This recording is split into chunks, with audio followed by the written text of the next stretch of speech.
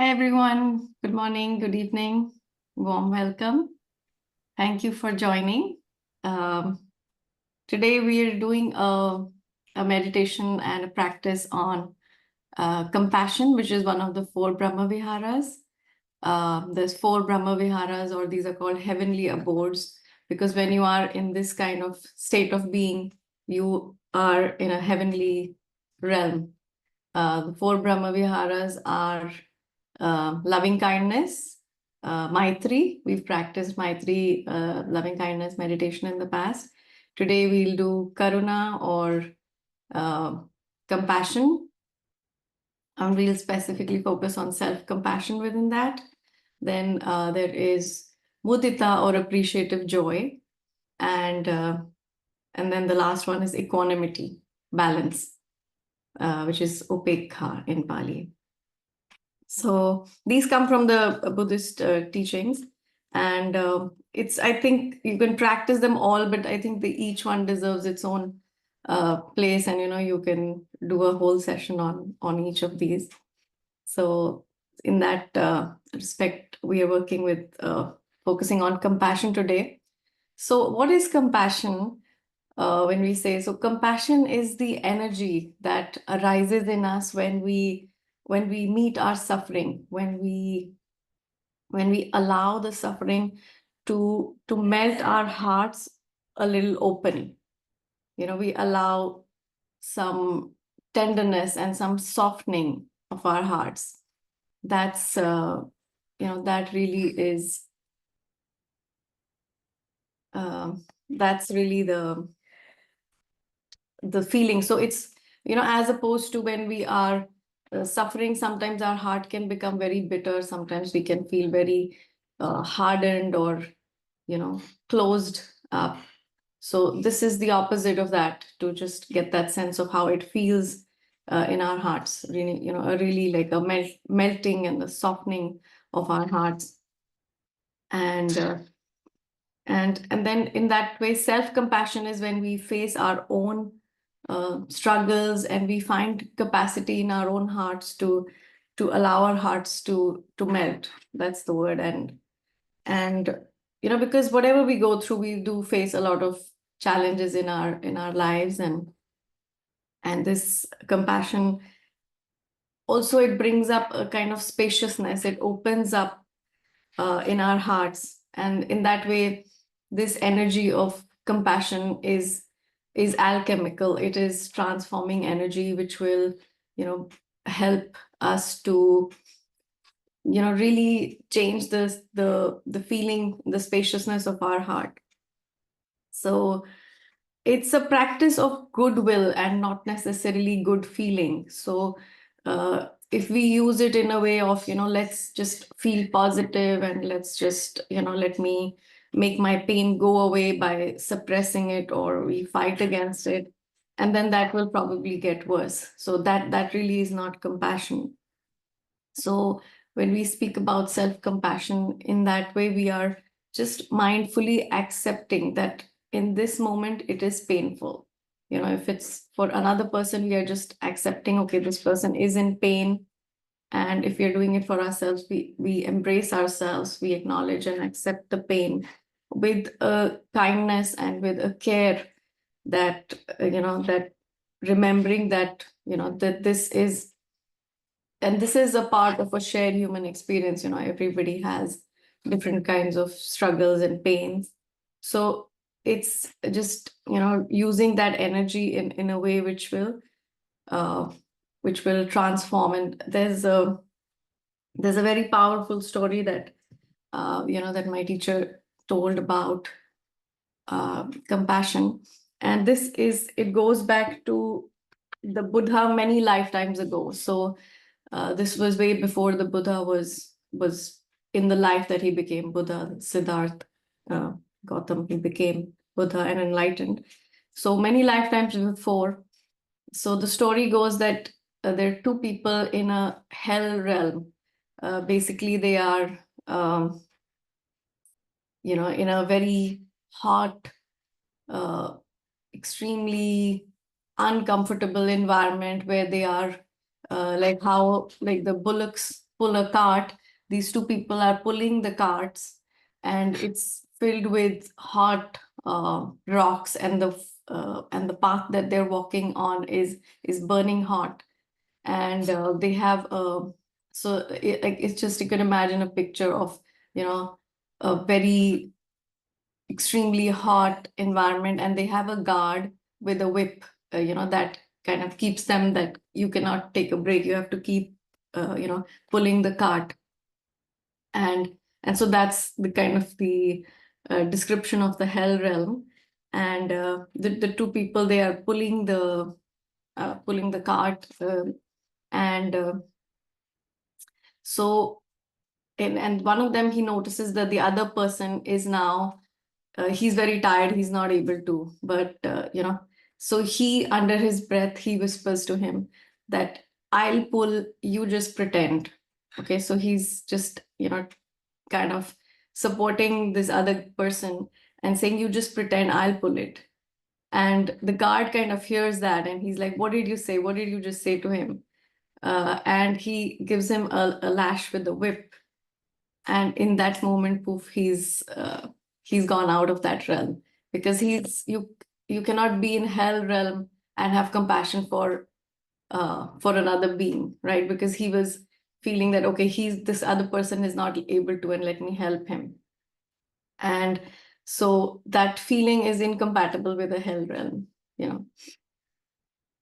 And there's this beautiful quote by Shanti Deva, another very famous Buddhist monk, I think later on, after Buddha, that he says that all the joy the world contains comes through wishing well for others, wishing happiness for others, and all the misery the world contains is come from wanting pleasure for oneself.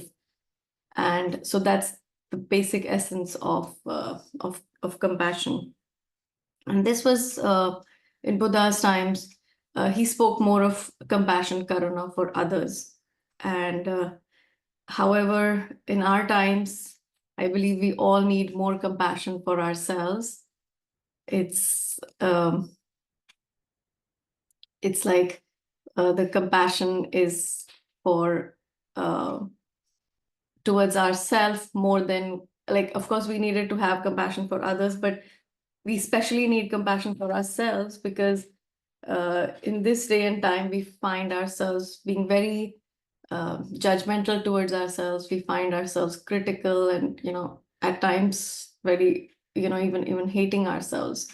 So I just have this story that some of you might already be familiar with, that this of the Dalai Lama. In the 70s, apparently, he visited the US, and he was here probably for the first time. And so during this this visit, and this story is by Sharon Salzberg. She's a famous meditation teacher here in the West.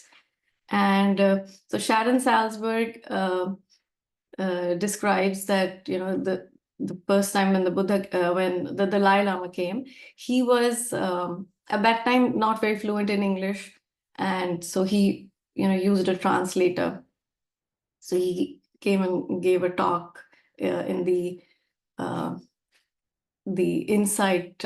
They have an Insight meditation center. So he gave a talk about loving yourself, or about loving compassion, and so somebody asked him a question about, so how do you deal with, self-loathing or self-hatred? And apparently the Dalai Lama, it took him a long time.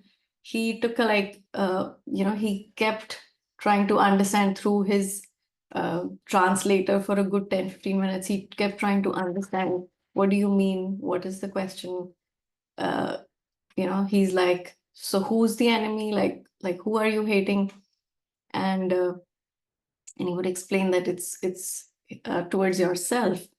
And then he would be like, so is it just this person that he was asking the question? Do other people feel that as well? This self-loathing and, judging ourselves. And they were like, no, this is a common experience. A lot of people have this.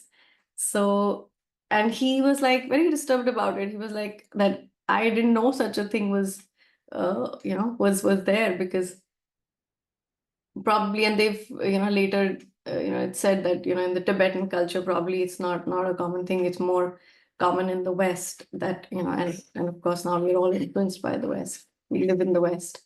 So, so, the point was that, and if you look at it, historically or evolutionarily, we would not have really had, or you couldn't imagine that any animals or birds have this, self-judgment, like, oh, I'm not doing this right. Oh, I should have done that. Oh, I'm so terrible at this.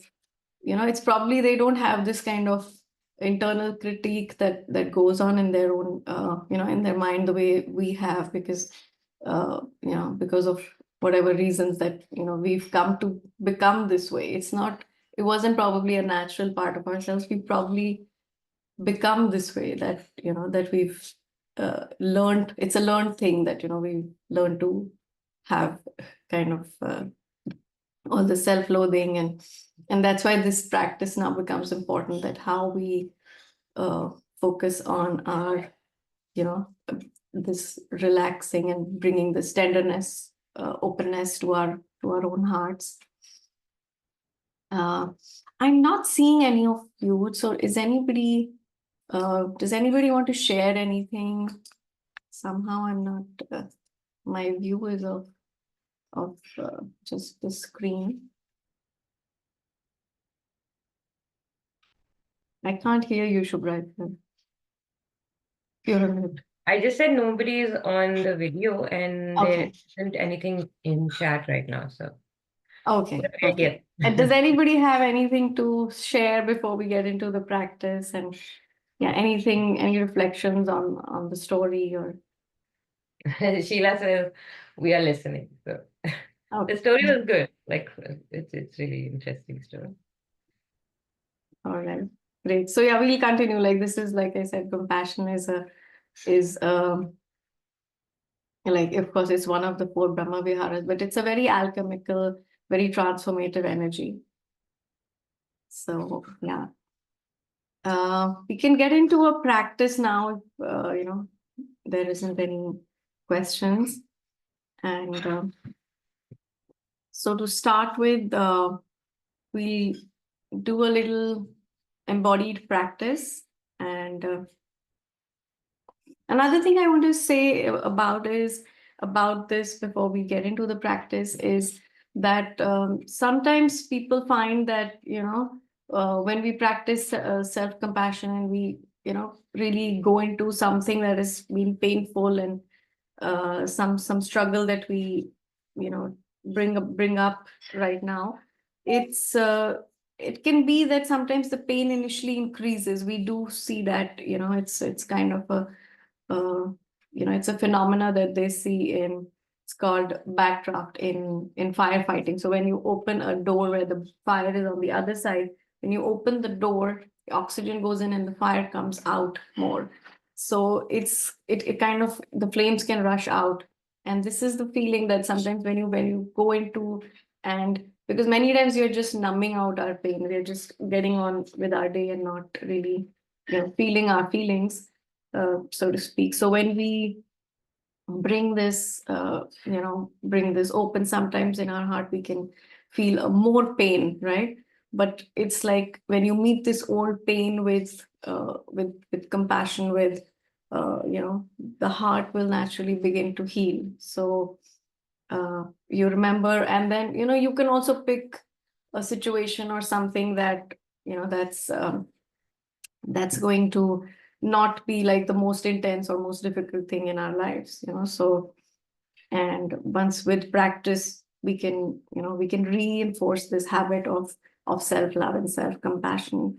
And basically we are planting seeds, right? So which will blossom and grow. So this two things that we are doing here in this practice of self-compassion. We will work towards, like, how this critical part of ourselves is basically we are bringing a kind of kindness to this part of ourselves, which can be sometimes very protective. So we're looking at it that way, that all this, this internal critique or this judgment, this I have, it's at some level it was only there to protect me, and we see it as that. And and then we are going to use how we can see self compassion towards motivating us, towards a certain goal, towards some change that we want to bring about in ourselves. So that's the practice that we're going to do. So yeah, so just you can maybe close your eyes if you want and sit upright, have a straight spine, have uh, and be relaxed and energized at the same time. We feel relaxed, but we're not, we don't want to fall asleep.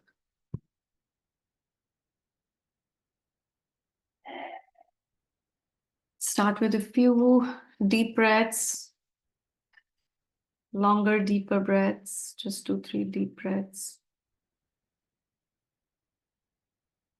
And begin to tune into our bodies. Just noticing the weight of your body in the seat.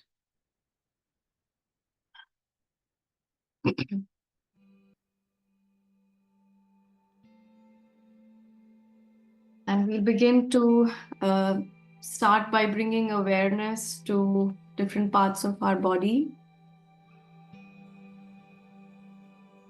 This is an exercise to increase our relaxation.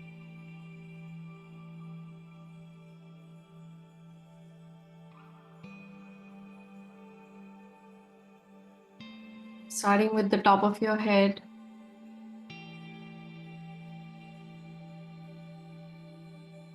Notice what you feel, the top of the head or the forehead. Do you have any kind of pain there?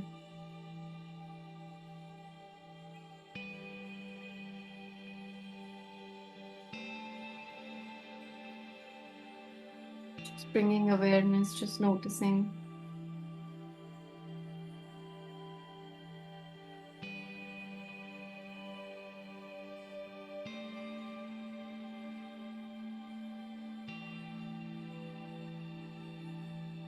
We notice any kind of tightness in our face, in our facial muscles. The facial muscles work very hard for us to express ourselves. They hold, sometimes the jaw holds a lot of tightness. Notice any tightness in the jaw.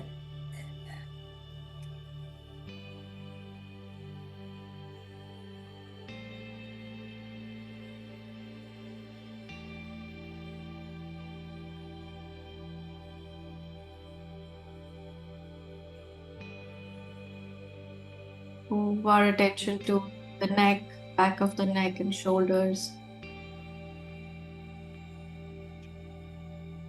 If we work on a desk, we sit on the computer a lot, then we tend to hold a lot of stress in our shoulders.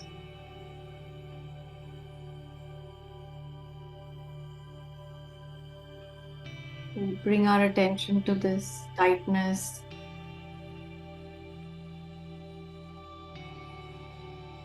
Try to stay out of the stories and just focus on the sensation, how you're feeling, any numbness, any tightness or tingling. Does it feel warm or cool?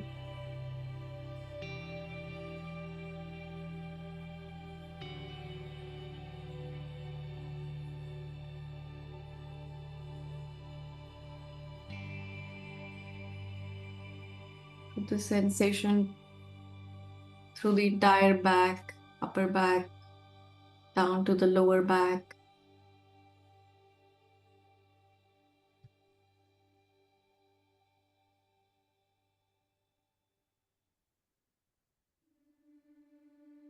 Anything feeling heavy on your chest?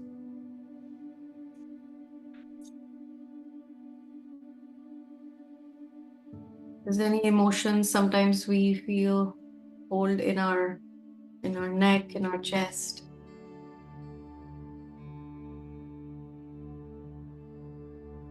Coming to our belly.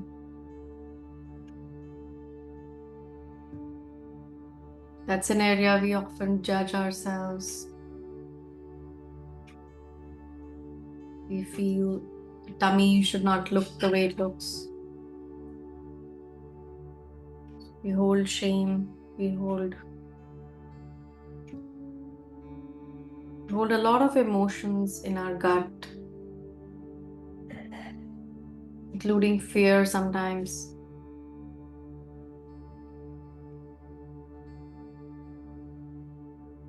Can we just relax? Just breathe into deep breath into the belly.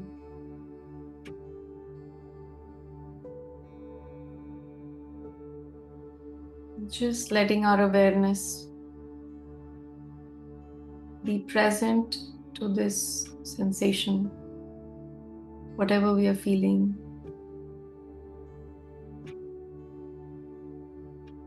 in our gut, in our belly.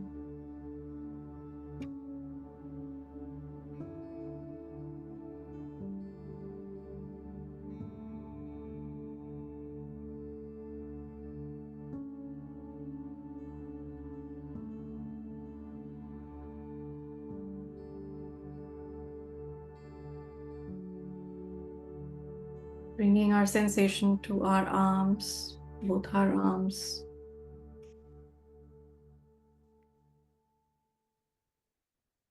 Upper arms, forearms, to wrist, palms, our fingers. Our fingers do a lot of work for us.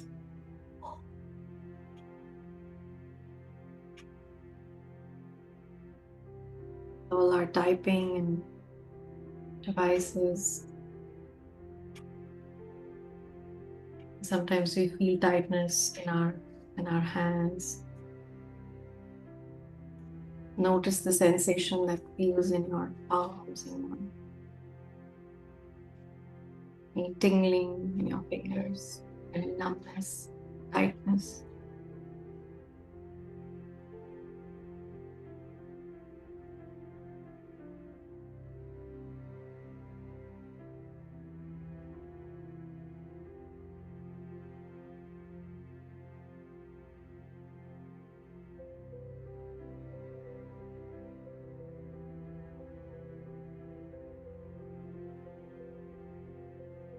We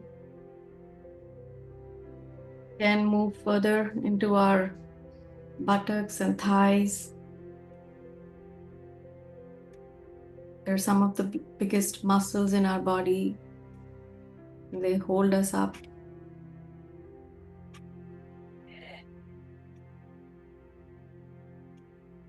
Again, we tend to hold a lot of emotion in our hips.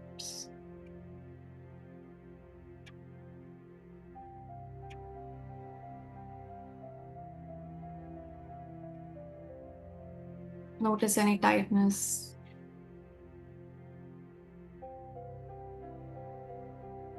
any heaviness, any pain.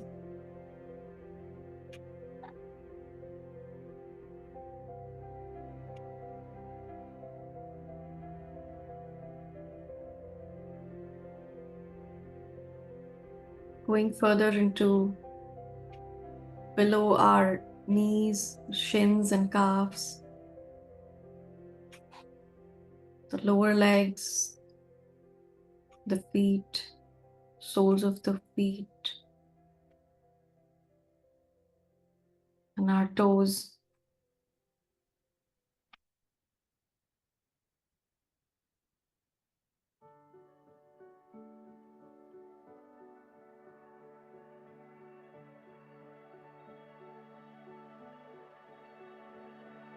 We just bring a presence, quiet compassion to our body for everything it does for us, for the feet on which we stand all day.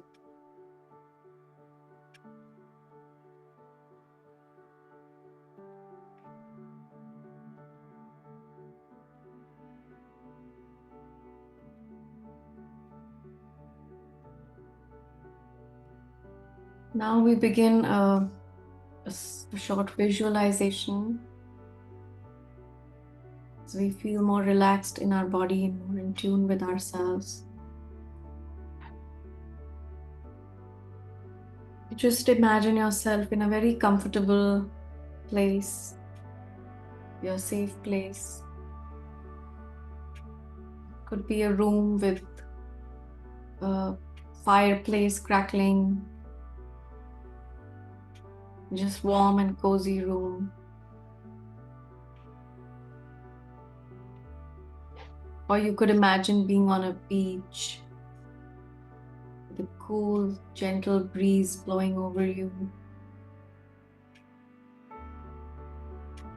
Any place, you go to any, grassy meadow by the lake, a beautiful crystal blue.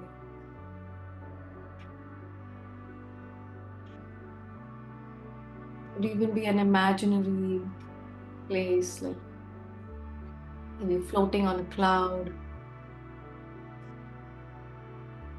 like a fantasy place.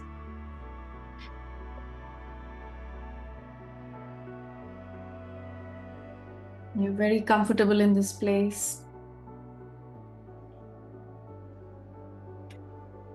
And here you meet with and you receive a friend who's very loving, who's very strong. Imagine somebody whose strength and courage you admire. Could be any person you can think of, maybe from your past, a teacher,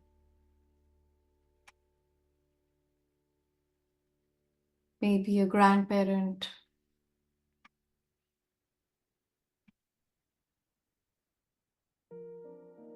Could even be a goddess, a warrior goddess, maybe like Durga. Somebody who's symbolizing strength and courage to you, power.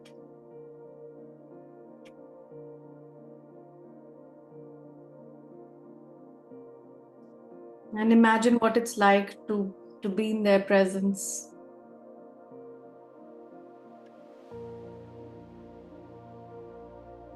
To feel their strength and bravery.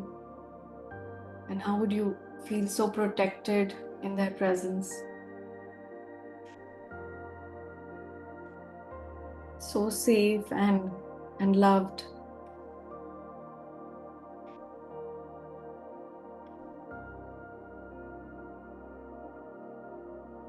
This friend is very wise. And this friend knows exactly what is going on in your life right now. They know your history. They know your areas of strength and weakness.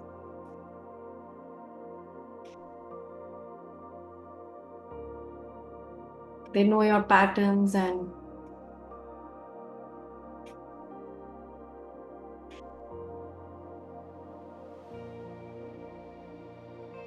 they know which areas of your life you need to be more strong. You need to be firm. You need to stand up for yourself.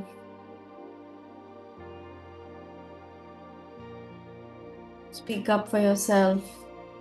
Maybe make boundaries. Say no to protect yourself.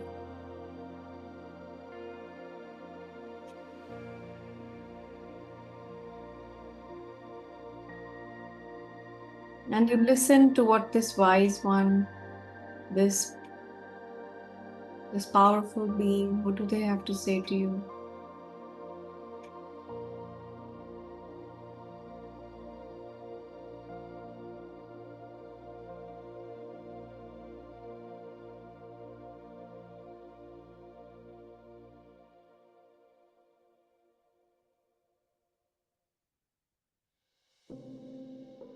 It's okay if no words come.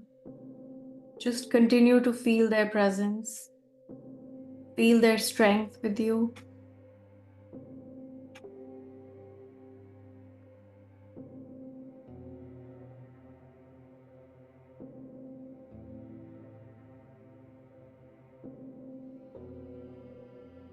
Now allow yourself to soak in their presence,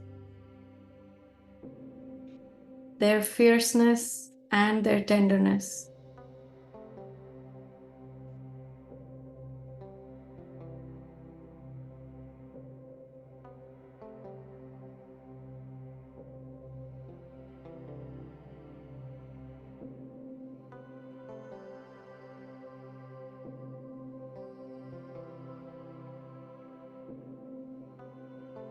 Now you might want to think of a situation that you would like to change.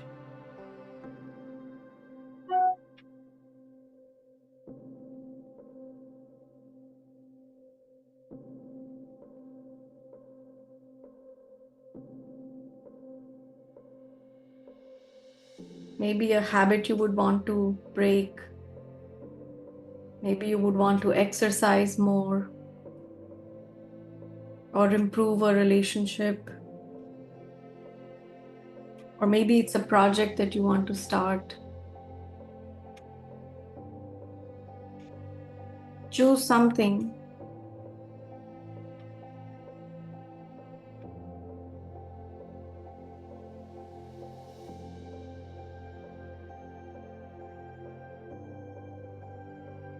And notice what feelings arise when you think about this. Could be shame. Oh, I haven't done this. I'm not able to do this. Maybe it's excitement at the possibility. Maybe it's fear or frustration.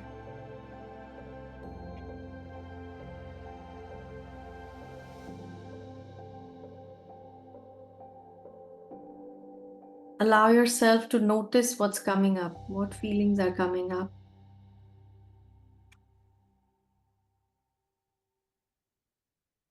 And try to stay with the sensations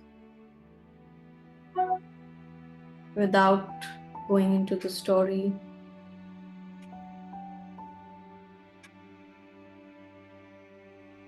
And just drop into your body.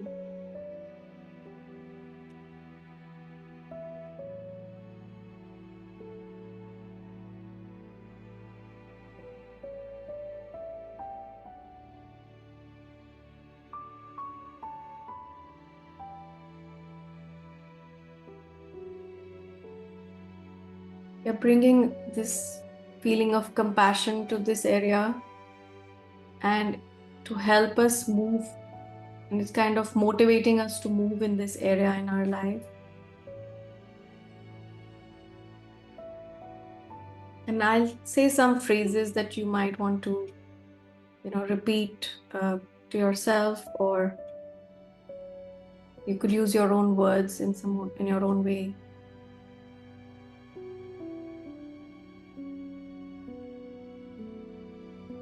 So we bring some mindfulness to the vision. What is it that we want? What are we wanting to manifest or bring about? What is the intention?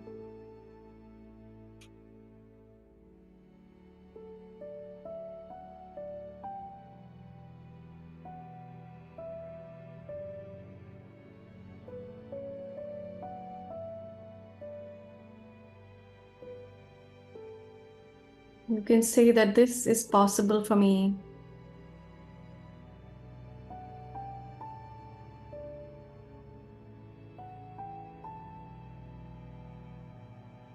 this is a learning opportunity for me. I can learn something from this.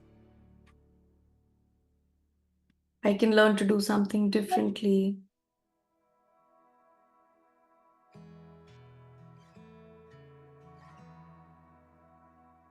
It's normal to fail before we succeed at something.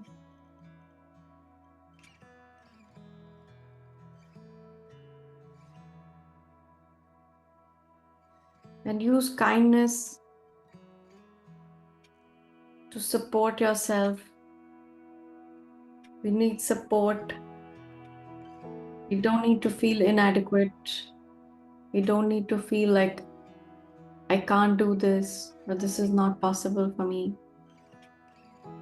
We shift that story to it is possible. I can try and make these changes.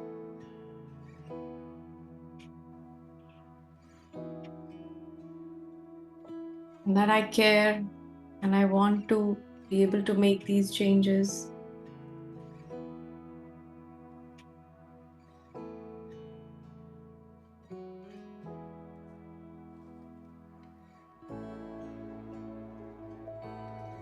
I want to help myself reach my goals.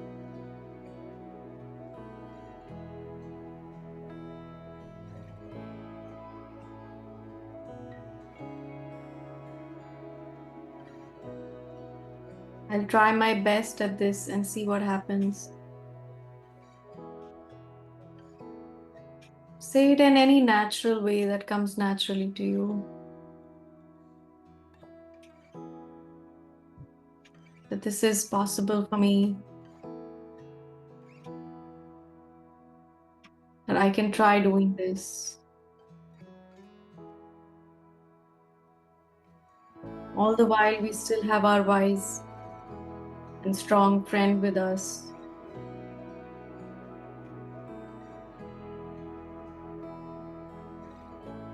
You allow yourself to realize that this friend is always a part of you.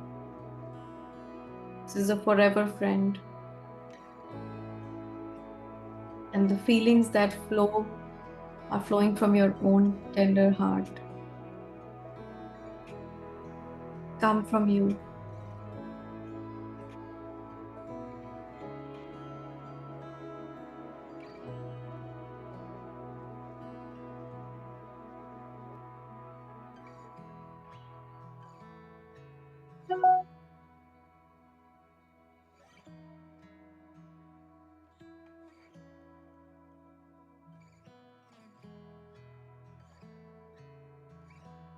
And thank this friend, this strong protective part of you.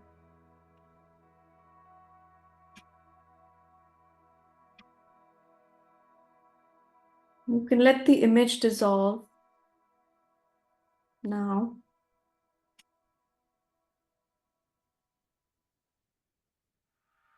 But remember, this force is always with you. It's a part of you. And it's always there with you when you most need it.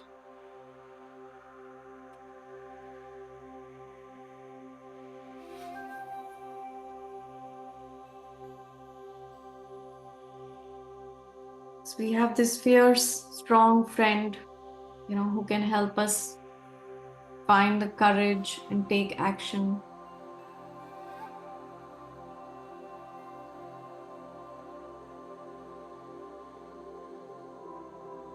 We allow this fierce energy of encouraging, wise wisdom.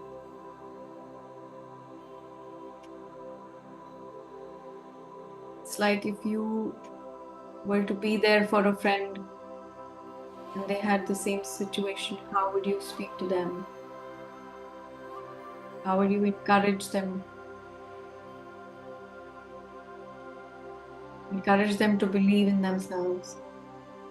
What words you would use, what tone of voice you would use.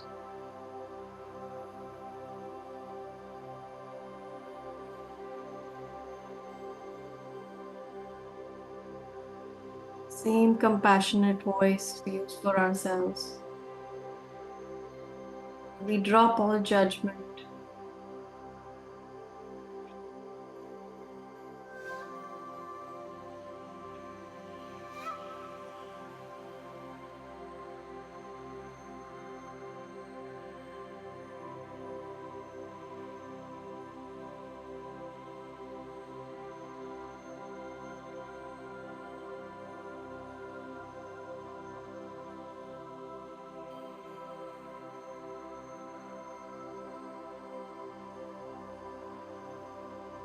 With this fierce energy of courage, we combine with kind acceptance, with unconditional acceptance.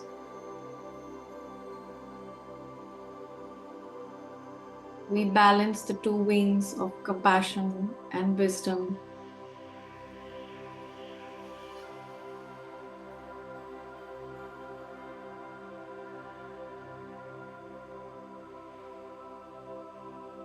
Let both these energies combine.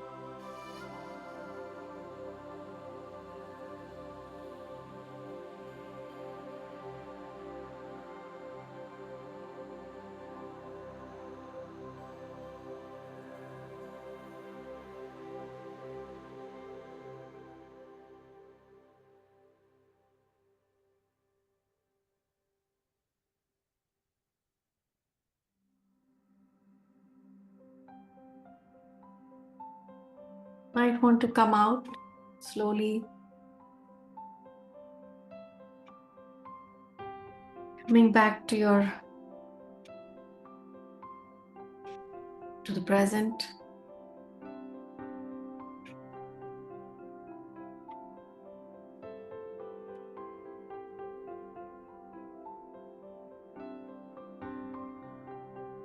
And I hope you will continue to use this energy of compassion to find motivation in what you need to do, to draw boundaries where you need to.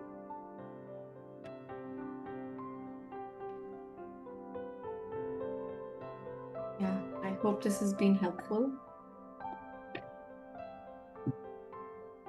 Would anybody like to share or any reflections?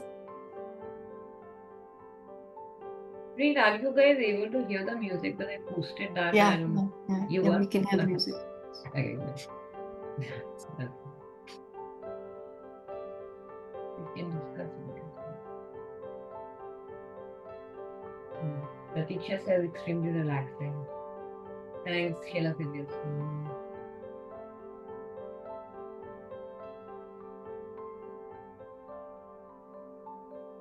Thank you, Sheila. Thank you.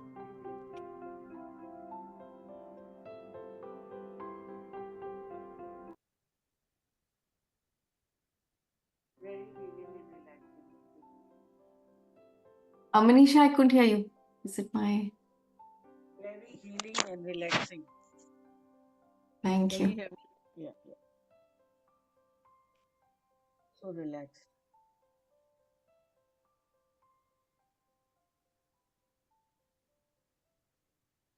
Basal Datta is here as well today. Meena says, thank you very much, dear Puneet. Very warm and soothing. I imagined Krishna as my friend. Wow. That's wonderful. Wow. Nice. Beautiful. Pratiksha said I was able to relax and go deep and receive guidance after a really long time of trying to find answers. Thanks a lot, Neil. Nice. Shayla said the friend was Oprah of all the people in the world. Wonderful friend to have, Sheila. I need to redo this recording and then invite different friends, or they may appear. Or they may appear. Yeah. Wonderful. In my mind, I don't know, I somehow had Durga because maybe in the last few days we've been doing, Navratri, and so just her image of, fierceness and all the things combined, right? Yeah. The blessings, the love. So Pratiksha says she met Oh, Hanuman. wonderful. Again, very, So, very protective deity. Very and protective the and yeah, the main sorry. thing is we were all here, right? So in a way, we were all in the presence of all of these. Yeah. Isn't that makes it Yes. special?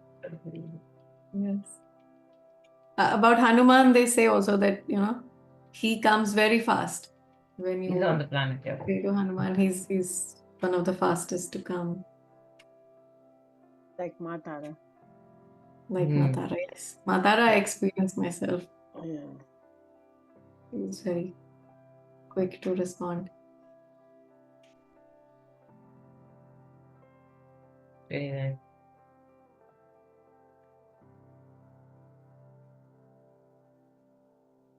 It Everybody's was quiet. deep and relaxing.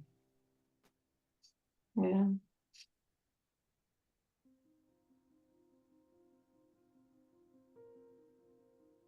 So what did Oprah say, Sheila?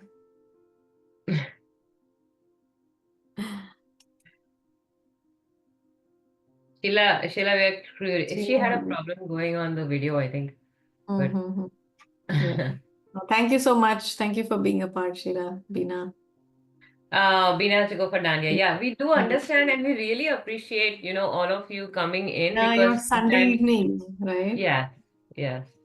I don't know how many of us would be able to do it in a different time zone. I felt a strength so very strongly. Beautiful.